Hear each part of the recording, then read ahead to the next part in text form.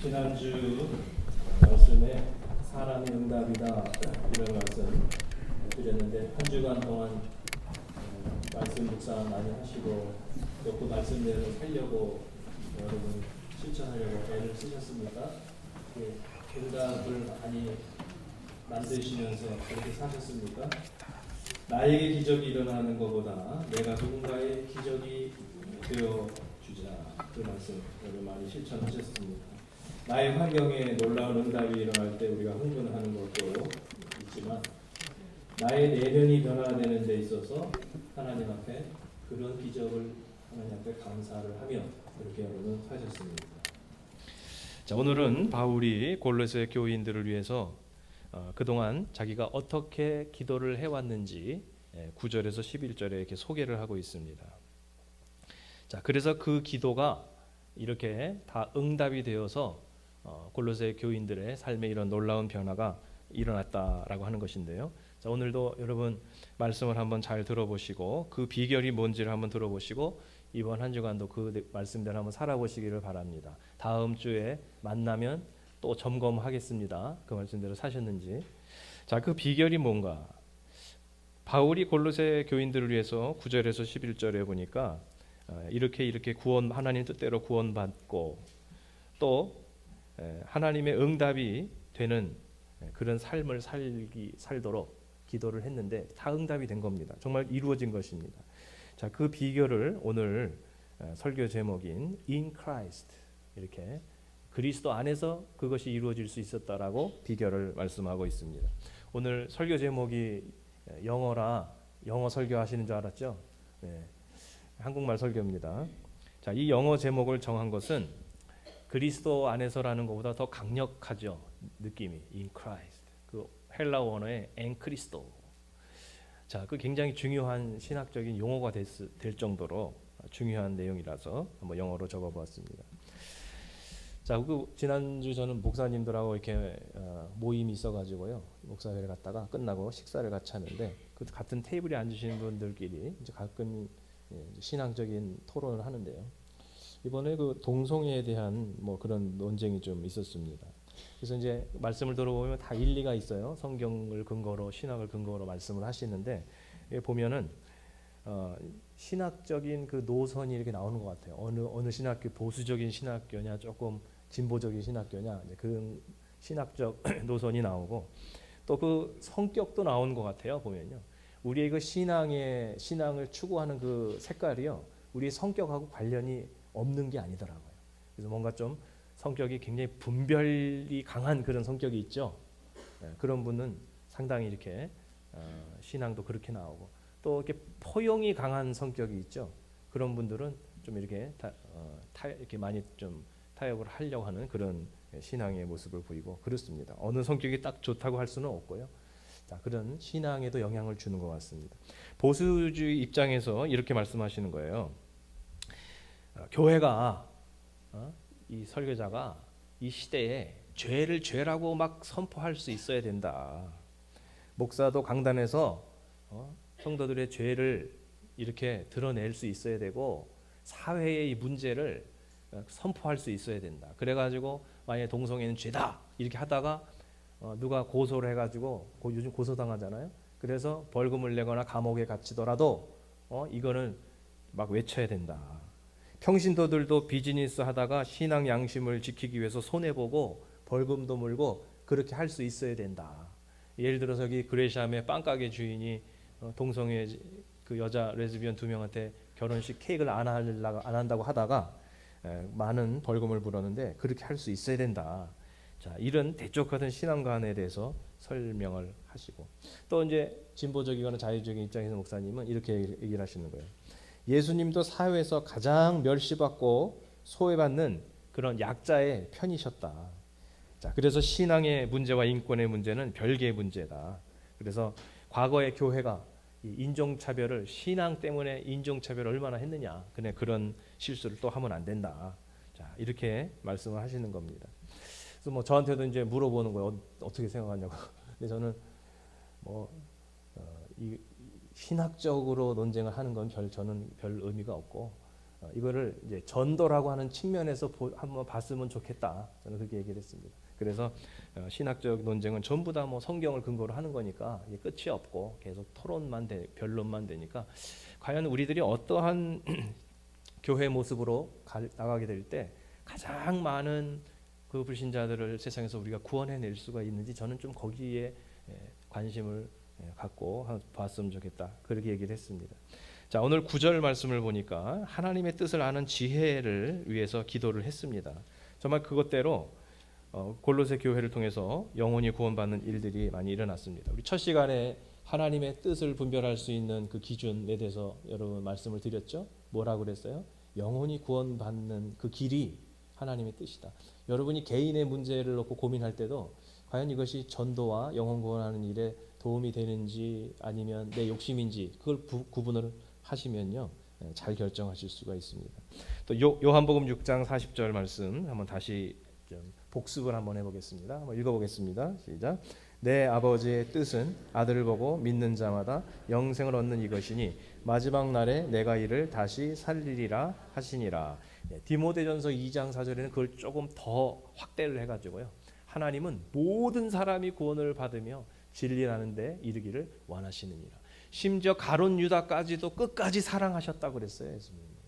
그래서 정말 이 세상에서 우리가 볼 때는 저 사람은 제쳐놓고 싶은 사람까지도 하나님은 다 품으시는 거예요. 다 그 사람까지도 구원됐으면 좋겠다는 게 아버지의 마음이다 라고 하는 것이죠. 자, 그래서 오늘 저는 우리 젊은 세대들을 우리가 어떻게 구원할 수 있을까? 지금 한국에는요 난리예요. 지금 청년부가 텅텅 비고 중고등부 학생들이요 없어 그냥. 그런 교회가 너무 많아요 지금. 어느 교회만의 문제가 아니라 전체적인 통계가 지금 그렇기 때문에 굉장한 위기입니다. 그래서 이제 앞으로 우리 세대가 지나고 젊은 세대가 지금 없으니까 그 아이들이 갑자기 교회에 몰려들지 않거든요. 그러면 교회가 유럽 교회 되는 것은 시간 문제입니다. 자, 그런 상황에서 우리가 어떻게 그 많은 젊은 세대들을 구원할 수 있을까? 또 이 세상에 방황하는 그런 불신자들이 지금 우리 주위에도 너무나 많은데 어떻게 하면 우리가 구원을 할 수 있을까? 자, 이거에 대한 그 기준을 가지고 우리가 좀 봐야 됩니다. 보니까요, 막 엄하게 이렇게 엄격하게 한다고 그래가지고 되는 것도 아니고, 예를 들어서 뭐 교회가 막 젊은 아이들한테 이거 머리도 물들이지 말고 뭐 옷도 그렇게 입지 말고 뭐 막 이렇게 이제 엄하게 하잖아요. 안 와요. 그냥 집에서 혼나는 것도 부모님한테 혼나는 것도 귀찮아 죽겠는데 교회까지 와서 혼나겠어요, 걔네들이? 절대로 안 오죠. 그냥 떠나면 그만이에요. 그렇다고 무조건 다 양보하고 다 자유롭게 풀어주고 뭐 옳고 그른 것도 얘기하지 말고 뭐 비위만 맞춘다고 되느냐? 그런다고 또 전도가 되지도 않더라고요. 자, 그래서 정말 어떻게 해야지 그 많은 사람들을 우리가 주님 앞에 인도할 수 있을까? 자, 그 비밀을 오늘 바울은 한마디로 뭐라고 말씀하고 있냐면 in Christ, 그리스도 안에서. 그리스도 안에 들어갈 때 이런 놀라운 일들이 가능하다. 자, 그 말씀을 하고 있는 것입니다. 골로새 1장에 보면요, 그리스도 안에서라는 그런 표현이 여러 번 나오는데 뭐 이제 신약 성경에도 굉장히 많이 나오고요. 2절에 보니까 골로새에 있는 성도들 곧 그리스도 안에서 신실한 형제들에게 편지하노니 우리 아버지 하나님으로부터 은혜와 평강이 너에게 있을지어다. 우리는 하나님의 은혜를 받으려고 막 엄청나게 욕심을 부리고 또 축복을 받으려고 하는데 내 스스로 그리스도 안에 거하려고 하지는 않을 때가 많아요. 참 모순이죠. 나는 주님 안에 거하지 않으면서 그냥 은혜만 받고 축복만 받으려는 그런 심보가 참 많다는 거죠. 그리스도 안에 거해야 된다는 거죠. 1장 4절에 보면 이는 그리스도 예수 안에 너희 믿음과 모든 성도에 대한 사랑을 들었음이요. 믿음도 그리스도 안에서 믿음이지 벗어나면 이 소용이 없습니다. 골로새 1장 14절 그 아들 안에서 우리가 속량 곧 죄사함을 얻었도다. 자, 그러니까 영혼이 구원받는 게 하나님의 뜻인데 이게 그리스도를 통하지 않고 안 된다는 것이죠. 구원은 오직 그리스도 안에서만 가능하다라는 이런 말씀입니다. 그래서 목사님들하고 토론하면서 저는 그랬습니다. 양보를 다 하더라도 예수의 유일성, 그리스도를 통한 그 구원, 그거 하나는 절대로 양보해서는 안 되지 않느냐. 양보를 할 게 따로 있지. 그런 말씀. 그 외의 것은 좀 우리가 내 취향하고 안 맞아도 많이 포용을 해야 되지 않겠냐, 그런 말씀을 드렸습니다. 그래서 여러분, 우리 영어권 요즘 잘 모이고 있는데요. 가끔씩 우리 이제 EM 예배 한번 좀 와보시고 관심도 가져주시고, 또 우리 EM을 위해서 여러분이 또 이렇게 음식도 한번 제공해 주시고, 이렇게 좀 격려를 많이 해주시고요. 그런데 그 아이들이 내 방식하고 내 스타일에, 내 마음에 조금 거스리는 게 있어도, 좀 안 맞는 게 있어도 여러분 그거 가지고 이렇게 지적하거나 그러지 마세요. 그냥 다 품어주세요. 품어주시고 가능한 기다려주시고 이렇게 하셔야 됩니다. 그리고 정말 중요한 복음에 대해서, 그것에 대해서는 전수하고 이렇게 해야 되는 거죠. 내 문화를, 내 스타일을 전수하려고 그러면 안 됩니다. 자, 이것이 바울이 전한 복음의 핵심이고, 예루살렘의 예수님의 제자 출신이었던 초대교회 지도자 베드로 사도 역시 동일한 입장입니다. 자, 사도행전 4장 12절 다 같이 한번 읽어보세요. 시작. 다른 이로서는 구원을 받을 수 없나니 천하 사람 중에 구원을 받을 만한 다른 이름을 우리에게 주신 일이 없음이라 하였더라. 이거는 절대로 이게 문화나 시대에 따라서 변할 수가 없는 거고요. 그 외의 거는 다 양보해야 돼요. 다 양보해야 되죠. 또 부산에서 서울까지 가는 열차 속에서 우리가 뭘 하면서 가는지 그거는 자유입니다. 하나님이 자유의지를 주셔가지고 책을 보고 가든지 잠을 자고 가든지 대화를 하든지 뭐 사이다를 사 먹든지 뭐 그거는 다 자유인데, 자, 중요한 거는 중간에 대전에서 내려버리면 안 된다는 거예요. 끝까지 그 길을 가야 된다는 거죠. 열차도 그 선로에서 벗어나면 더 이상 달릴 수가 없는 것입니다. 예수 그리스도 안에 있을 때 우리는 최종 목적지까지 갈 수가 있습니다. 자, 그러면 우리가 좀 이게 막연하죠. 그리스도 안에서 산다. 일주일 동안 그럼 여러분 그리스도 안에서 사십시오. 여러분 어떻게 하는 게 그리스도 안에서 사는 겁니까? 너무 추상적이죠? 막연하죠? 근데 요한복음 15장 7절에 보면 예수님은 너무 친절하세요. 그냥 우리가 이렇게 추상적이어서 순종하지 못할까 봐 친절하게 이렇게 설명까지 해주십니다. 한번 읽어보세요. 시작.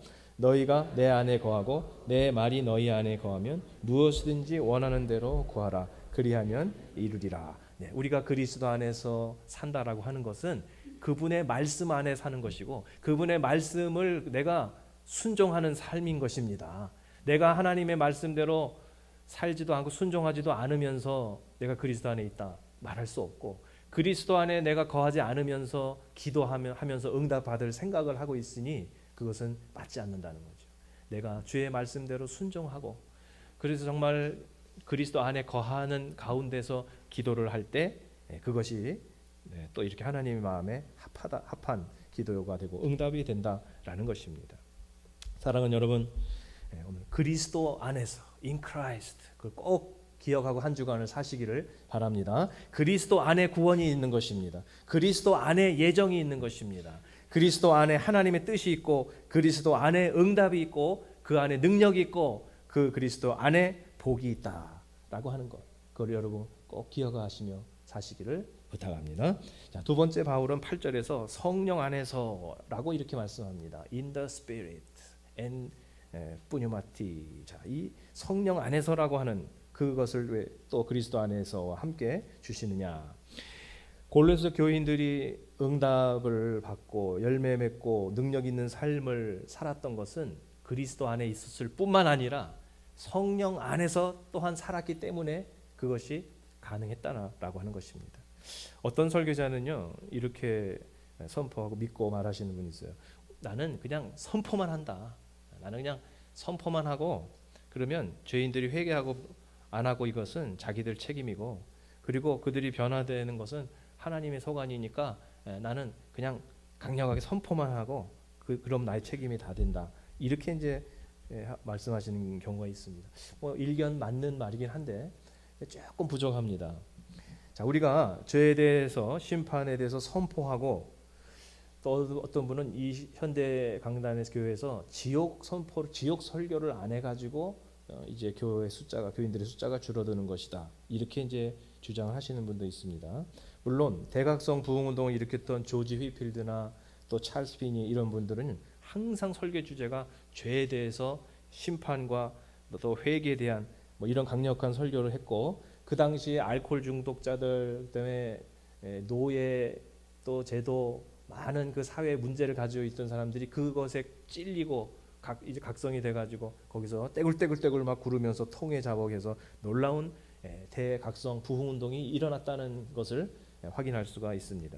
자, 그렇다면 이 시대, 이 우리 젊은 세대들에게 또 지금 굉장한 포스트 모던 이 문화에 젖어 있는 그러한 많은 이 불신자들 세계에 우리가 그 당시에 사용했던 것과 같이 세례요한 같이 이 회개하라 독사의 자식들아 이렇게 죄를 선포하고 지옥 설교를 하면 그러면 우리의 사명이 다 끝나는 것일까? 전도가 잘 될까?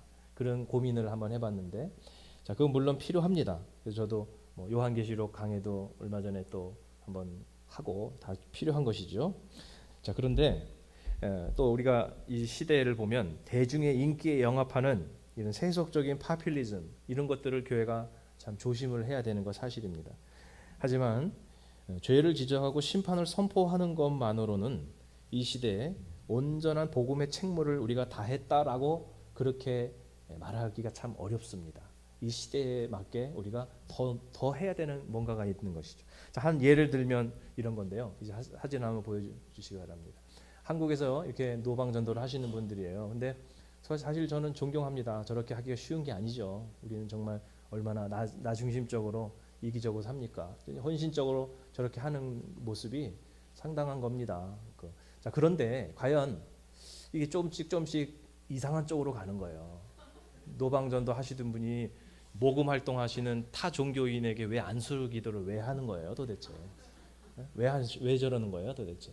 저게 이제 우리 기독교 신앙이 욕먹는 이유입니다. 저런 거부터 해서. 자, 다음 장면. 네, 저러면 안 돼요. 저러면 왜 멀쩡한 돈에다가 왜 도장을 찍어요? 왜 국법을 어기는 거잖아요. 저렇게 하면 화폐를 훼손하는 거죠. 거기다가 저 전도 문구를 보고 예수님 믿으면 천국, 불신은 지옥, 아멘. 그럼 저거 보고서는 나 교회 다녀야 되겠다 이번 주부터 그런 사람이 있을 것 같아요? 물론 뭐 기적적으로 있을 수도 있죠. 근데 거부감을 주고 교회에 대한 벽을 쌓는 부정적인 효과를 더 줄 수 있다라고 생각합니다. 자, 저것이 바로 우리 그 한국 근본주의적 신앙의 현주소예요. 저것이 자기 나름대로는 주님을 위한 일이라고 하는데, 자, 그런데 제가 볼 때는 이 시대에 하나님 원하는 그런 신앙과는 아니라고 봅니다. 자, 그 20세기의 각 나라의 사법부가 범죄를 줄이려고 굉장히 노력을 했습니다. 그래서 굉장히 강한 그런 그 형을 집행을 했습니다. 사형 제도를 많이 하고 법정 최고형을 시행을 했습니다. 그런데 결과적으로는 범죄가 줄어들질 않았어요. 오히려 더 늘었습니다. 범죄. 20세기 말에 사형 제도에 대한 찬반론이 전 세계적으로 뜨거웠고 지금 추세는 각 나라마다 사형 제도를 지금 폐지하는 국가가 많고 우리나라는 폐지하지는 않는데 1995년 이후에 사형수를 집행하지 않고 있는 그런 나라 중에 하나입니다. 사형제도에 대한 한국 시민들의 설문조사를 보면 94년도쯤에는 찬성이 70, 반대가 한 27대 2 정도 됐고 나머지는 뭐 그냥 무표인데 2003년에는요 찬성과 반대가 5대 4로 거의 균등해졌습니다. 세계적인 추세가 이제 그렇다는 거죠.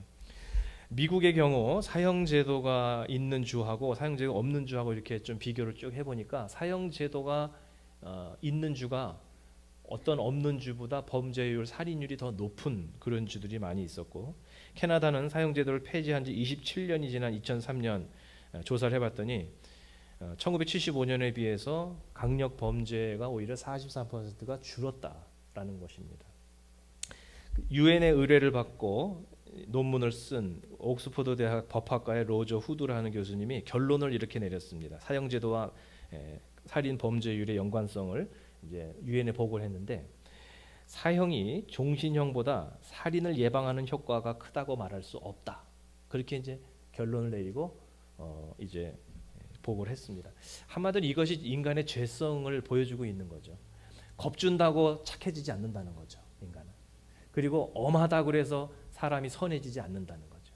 그 율법을 통해 가지고는 사람이 변화될 수 없다라고 하는 것을 이 사법제도도 우리에게 보여주고 있는 것입니다. 우리는 진작 알았던 건데 이분들은 이제 최근에 대해서 이제 연구해서 알게 된 거죠. 자, 마찬가지로 이것을 우리 삶에 적용해 본다면 가정에서 우리가 자녀들이 버릇없이 크지 않도록 훈육도 해야 되고 또 올바른 것도 따끔하게 가르쳐야 되죠. 그래 애가 바르게 크죠. 하지만 청소년기에서 반항하고 아이들이 이렇게 부모 말을 듣지 않는다 그래서 막 엄하게 다스린다고 애들이 바로 클 수 있는 것은 아니라는 거죠. 그냥 너희 놈의 다리 몽둥이 부러뜨린다고 하고서 막 뭐 애를 치고 막 그냥 으름장을 놓고 막 성을 내고 막 그런다고 애들이 바르게 되지는 못한다. 그것입니다. 삐뚤어 나가는 아이들이 더 많죠.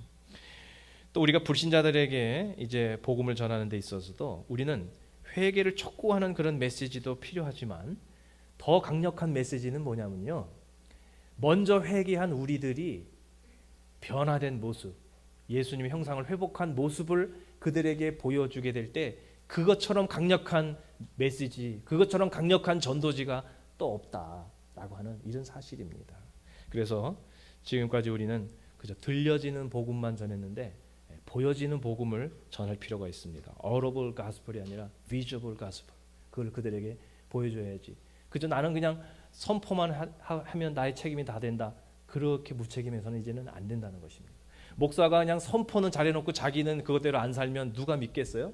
여러분도 싫어할 거예요. 자, 그래서 여기 있는 이 우리가 죄에 대한 구원에 대한 복음만 굉장히 중요한 거죠. 중생에 대한 복음. 그것만 전하고 끝나면 안 되고 그 이후에 계속 변화될 수 있는 이런 복음을 전하고 치유의 복음도 전하고 이렇게 해야만 합니다. 그저 그냥 죄에 대한 회개와 구원에 대한 복음만 전하면 반쪽 복음밖에는 안 되죠. 자, 그래서 오늘 골로새서 1장 8절에 바울이 말씀하고 있는 것입니다. 그리스도 안에서만 있어서는 아니 되고 성령 안에서 살아갈 때 놀라운 변화가 일어날 수 있었다라고 하는 것이죠. 자, 성령 안에서 너희 사랑을 우리에게 알린 자니라. 성령의 은혜와 은사 중에서 열매 중에서 제일 정말 큰 게 사랑이잖아요. 제 아들이 그 좋아하는 그 TV 쇼 중에 하나가 있는데요. 제가 제목은 잘 기억이 안 나는데 어떤 내용이냐면요. 참 재밌어요. 가끔 보니까요. 뭐냐면 미국 전국에 문제견들만 이제 찾아가서 해결해 주는 거예요. 문제견이 뭔지 아세요? 네, 문제견이 뭐냐면 개인데 이게 행동이 좀 난폭하고 말을 잘 듣지 못, 그 주인이 통제를 잘 못하는 그런 개입니다. 그래서 막 이렇게 끈을 가지고 길을 걸어가다가 갑자기 행인에게 막 이렇게 막 달려들기도 하고 심지어 주인에게도 막 그냥 막 난폭해지기도 하고. 그래서 주인이 어릴 때는 안 그랬는데 얘가 이상하게 됐어요. 얘 좀 고쳐주세요. 그러면 이제 이 사람이 전문가가 가가지고 동물 행동 뭐 치료관가 봐요. 가가지고 이제 하는데 이 사람만 가면 개가 달라져요. 우리 아이가 달라졌어요. 뭐 그런 거예요. 그렇게 난폭한 개인데 그가 가가지고 이렇게 뭐 몇 가지 하면요 굉장히 온순한 개가 되고 말이죠. 말을 잘 듣고 도대체 어떻게 하는 거냐? 이거 짜고 하는 거냐? 근데 가만히 보니까요 이런 거더라고요. 개가 크면서 뭔가 좀 정서가 불안해지는 거예요. 너무 집에 혼자 오래 뒀다든지 또 이제 이렇게 너무 주인이 같이 사랑을 안 해줘가지고 방치를 했다든지 또 학대를 했다든지 그러면 개도 성격이 이상해지는 거예요. 자, 그런 가운데 이제 이 개가 예를 들어서 조금 난폭해지니까 주인이 안 되겠다 이거 사람 물면 큰일 나니까 목에다가 더 막 센 거를 이렇게 목걸이를 하고 나중에 안 되니까요 이 줄로 안 되니까 쇠사슬을 이렇게 막 묶어가지고요 끌어당기는 거예요. 그리고 나중에 안 되니까 어떤 사람은 쇠사슬 2개를 막 묶어가지고 당겨요 막 이렇게 사람한테 막 행인한테 으르렁거리면 당길수록 더 난폭하게 막 달려드는 그런 모습. 그러니까 이 사람이 하는 얘기가 그러면 안 된다는 거예요. 다 풀어주고 아주 가벼운 거, 뭐 맸는지 안 맸는지는 모르는 거를 이렇게 묶어주고 끈도요 그냥 무슨 뭐 얇은 끈 같은 거 그런 거를 가지고서 이렇게 묶고서는 가는 건데 뒤에서 당기는 게 아니라 오히려 자기가 앞서서 따라오라고 그러는 거예요, 이 사람. 그러니까 걔들이 이렇게 뒤따라서 오다가 좀 주위가 이제 딴 데로 이제 좀 버릇이 나오려고 하면 이 사람이 뒤로 발로 걔를 한번 턱 쳐요. 그러면 걔가 이렇게 하다가 다시 또 이렇게 착해지고 그러더라고요. 되게 신기해요. 그래서 이제 몰래 카메라를 설치해놓고 이 사람이 간 이후에도 그렇게 하나 봤더니 정말 변화됐어요. 야, 저렇게 쉽게 변화되면 참 목회할 만하겠다. 근데 나부터 시작해서 인간은 그렇게 잘 안 변하는 것 같아요, 성격이. 저는 그걸 보면서 한 가지 말씀이 탁 생각이 나는 거예요. 말씀이. 직업이 설교자다 보니까 뭘 봐도 이게 예화가 되고 말씀이 생각나는데, 그 마가복음 5장의 거라사 광인, 그게 딱 떠오르는 거예요.